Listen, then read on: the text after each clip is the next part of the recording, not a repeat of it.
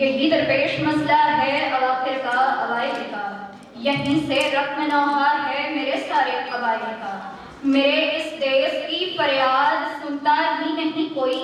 Corruption نام ہے جس کا سبب میرے زوال کا۔ صدر ذی وقار،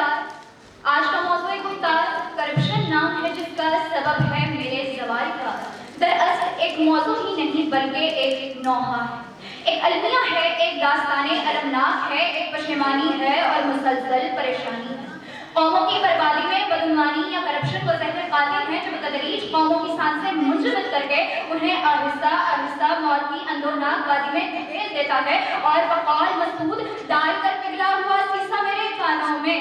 اس نے رکھا تھا مجھے چیختے انسانوں میں۔ جس پر تہمت ہو تیرے شہر میں حق گوئی کی، اس کی آواز دبا دیتے ہیں ایمان میں۔ آج وقار، آج کے نمونے تاریخ انسانیت کا وہ المیہ ہے جس نے حیات انسانی کو تاراج کیا، جس نے سماج کو برباد کیا، جس نے انسانیت کو سفاکیت کے سانچے میں ڈھالا اور جس نے ہماری معاشی اور معاشرتی اقتدار کو تہوالا کیا۔ یہ کرپشن ہی کی وجہ سے تو ہے کہ میرے دیش کی محنت اور ریشم کے ڈھیر بنتی ہیں لیکن دخترانے وطن تار تار بدرستی ہیں۔ اسی کرپشن کی وجہ سے ایمان بکتے ہیں، ارمان بکتے ہیں، جیتے جاگتے انسان بکتے ہیں اور قلم کی حرمت بکتی ہے۔ جہاں گرام فروشی، قلم فروشی، زمین فروشی، انسان فروشی، قرآن فروشی اور ایمان فروشی آدمیت کا احساس مردہ کر دیں، تو پھر مجھے یہ کہنا پڑتا ہے کہ ہائے افسوس صداقت کا چلن بیچ دیا،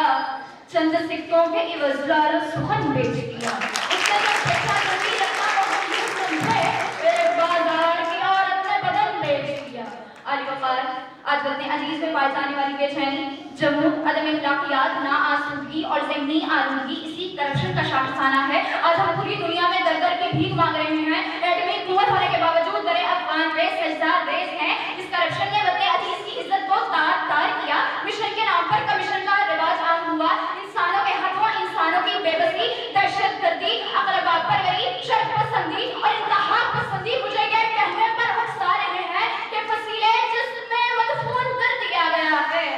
بری طرح سے میرا خون کر دیا گیا ہے۔ میں اس زمین پہ محبت پڑھانے آئی تھی، منافقت میرا مضمون کر دیا گیا ہے۔ ذی وقار، یقیناً اس سے انحراف نہیں کہ وطن عزیز میں ایسے بے شمار مسائل ہیں جن کا تدارک ہماری اولین ترجیح ہونا چاہیے، لیکن بدعنوانی اور کرپشن ام المسائل ہیں۔ یہ تمام خباثتوں کی ماں ہے۔ وطن عزیز کی ناؤ کو ظلمت اور جہالت کے سمندر میں غرقاب کر رہی ہے، جہاں عدالتوں اور قانون کی بولی لگتی ہے، جہاں قانون کے رکھوالے قانون کی حرمت کو تاراج کرتے ہیں، جہاں میچ فکس کر کے وطن کی عزت کو ڈالروں کے عوض فروخت کر دیا جاتا ہے، جہاں معصوم بچوں کی جنسی ویڈیوز کے ذریعے انہیں بلیک میل کیا جاتا ہے، اور جہاں منصفین وطن کو بلیک میل کرنے کے لیے وطن عزیز کے شوکتباز سیاستدانوں کی جھوٹی اناہ کی تسکین کے لیے اور اپنی کرپشن چھپانے کے لیے ملکی اداروں کو بدنام کرتے ہیں، تو نتیجتاً صورتحال کچھ یوں ہوئی کہ صدائے منبر و محراب سے خدا کی پناہ